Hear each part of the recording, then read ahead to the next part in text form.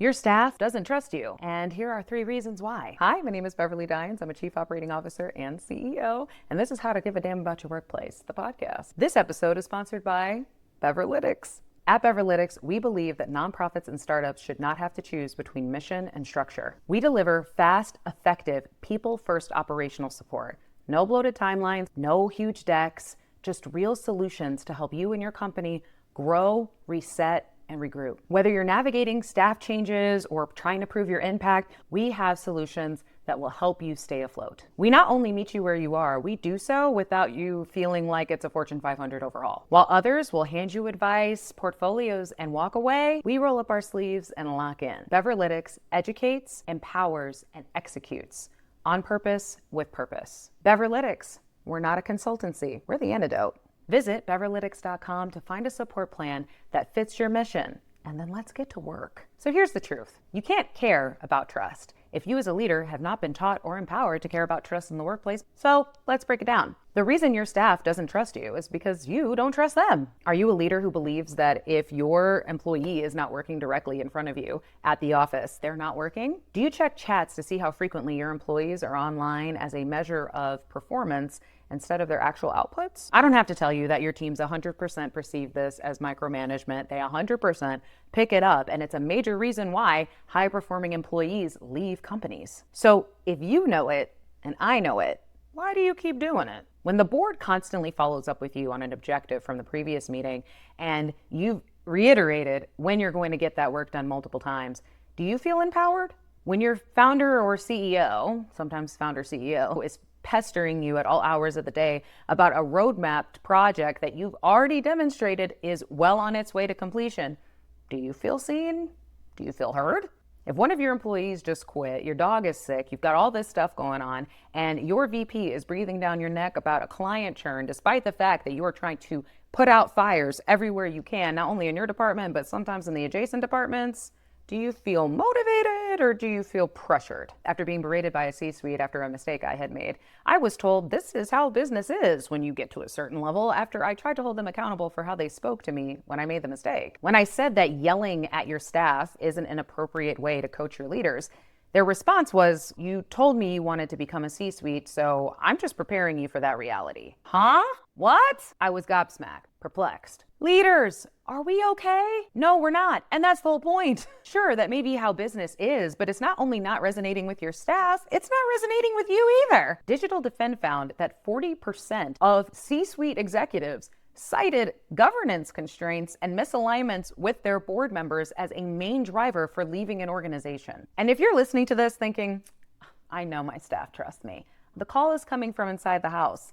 I'm talking to you, buddy. A PwC study in 2024 found that while 86% of leaders feel like they trust their staff, only 60% of employees feel trusted. Pretty big margin, if you ask me. And a 2024 study conducted by Gallup found that only 20% of US employees trust their leaders at all. So if no one's trusting anyone, how can anyone trust anyone to get anything done? But Beverly, we're experiencing record profits. Okay, tell that to Amazon, who in 2023 reported record profits and then laid off 18,000 employees later. Or JP Morgan Chase, who was raising the roof about how much they were saving and how much they were making. And in the beginning of 2025, laid off over 1,000 employees. Did you gift your kids Fortnite for their birthday? Maybe for the holidays? Maybe you remember them saying something about purchasing some emotes or skins. Yeah, Epic Games, record profits, billions in revenue. And despite that, laid off 16% of their workforce in 2023. Here are 3 ways that you can give a damn about your workplace. 1, trust is built.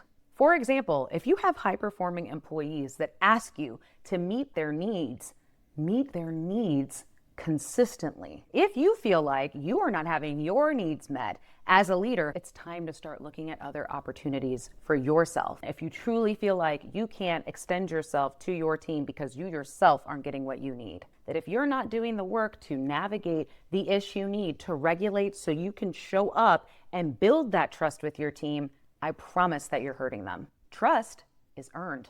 For example, if you see someone calling out your employee in front of the entire department in a meeting, or even in front of their small team, you need to correct that publicly. They were called out openly, so it should be corrected openly. Employees pay attention to who has their back and who is sticking up for them. You can be saying all of this about how much that you want to cultivate a strong culture of community, but if in reality, when things are tense, they see you don't have their back or they're called out and you don't correct it, that is going to be their perception on whether or not you actually mean what you say. And listen, we all make mistakes. There was one time where I was really snappy and I snapped at an employee who absolutely did not deserve my sleep-deprived energy. And what sucked is that they were actually going to show me something really cool about a mutual interest we had. And I just, like a bolt of lightning, just struck right in the middle of it because I was having a bad day. Now, two things could have happened. Either A, I could have left it there because them's the breaks and I'm not responsible for their feelings and who cares? Or B, I could have apologized and held myself accountable and been honest about what was going on. You can imagine I chose B. I felt like utter crap, I'll be honest, apologizing because I was out of line.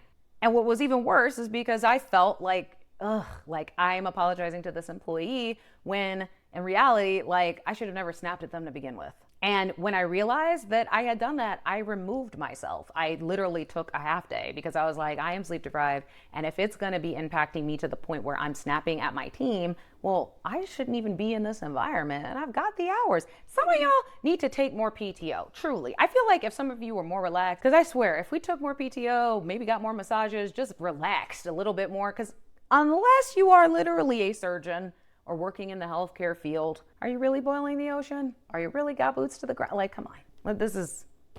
There's nothing that should be stopping you from being able to build the trust that you need to with your team unless you just straight up don't want to do it. You wouldn't be listening to How to Give a Damn About Your Workplace if you at least didn't give a little bit of a damn. By the way, per Gen Z, upcoming Gen Alpha, and a lot of younger millennials, this concept around leaders being trusted off of the fact that they've got a title is gone. Long gone are the days are people trusting you because you've got a shiny title and some money. As more information comes out about not only access to these roles, but also how people come to be in these roles, people are paying attention to whether or not they have a leader or a manager. Which one are you? If you're a leader who says that the check is the trust, or I had another leader once tell me that the salary is the recognition, you're hurting, pal. You are. Employees remember when leaders show up for them, and they definitely remember when leaders don't. Think about the times in your career as a leader where you didn't get support that you felt you deserved. Think about the times in your career as you were growing as a leader that you were let down by a leader who was supposed to have your back and didn't. And a lot of this makes sense. If you're jaded or you've struggled with feeling as though there's any other way to be than what you've been taught, then yeah, you're going to continue the cycles. You didn't like it back then, so what makes you think your employees would like that? And you maybe even swore to yourself that you would be a part of the difference. So think about that when you consider that trust is earned. It's not only consistent, it's also an earned practice over time. Trust is accountable. If you make a mistake, own it. And I don't mean groveling either. Proactively acknowledging when you have messed up before your team has to come to you and let you know that you've messed up. And we're human, so in the moments that you don't catch it and they bring it to you anyway, resist the urge to be defensive. Validate, acknowledge, and then so many leaders in my career have taught me, move forward. Don't ruminate. Don't look in the back. However, when you wonder why things from months ago keep coming up for employees, which you thought you resolved, think again. If you didn't validate that real accountability and acknowledge the feeling that was cultivated from that action that you did that hurt your team, you didn't actually hold yourself accountable. And I know what you might be thinking in watching this, right? You're not responsible for their feelings. They're adults. They should be able to manage.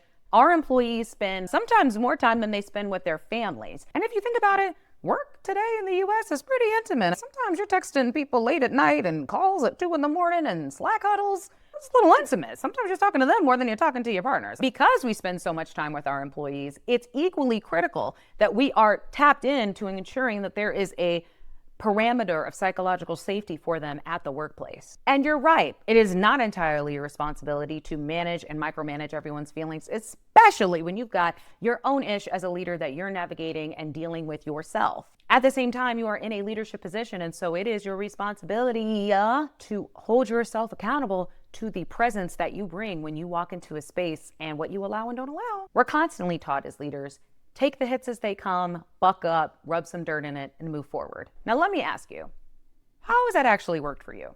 Maybe you've got multiple businesses, you're an entrepreneur, you don't subscribe to feelings at work. Power to you. However, those aren't the leaders who are listening to this podcast, I think. If you really dig deep, it hurts just as much when your leaders don't hold themselves accountable, when they put you under the bus, and then you have to go to your team and tell them, hey, XYZ's happened, and you know that you don't have anybody at your flank who's going to support you. So how has rubbing dirt in it actually worked as it relates to the grander and holistic health of your team and yourself? There is a difference between sympathy and empathy, and the leaders who understand that difference are going to be the difference in this new era. Contrary to popular belief, the hiring market is not just evolving into an employer's market, it's also evolving into an employee's market.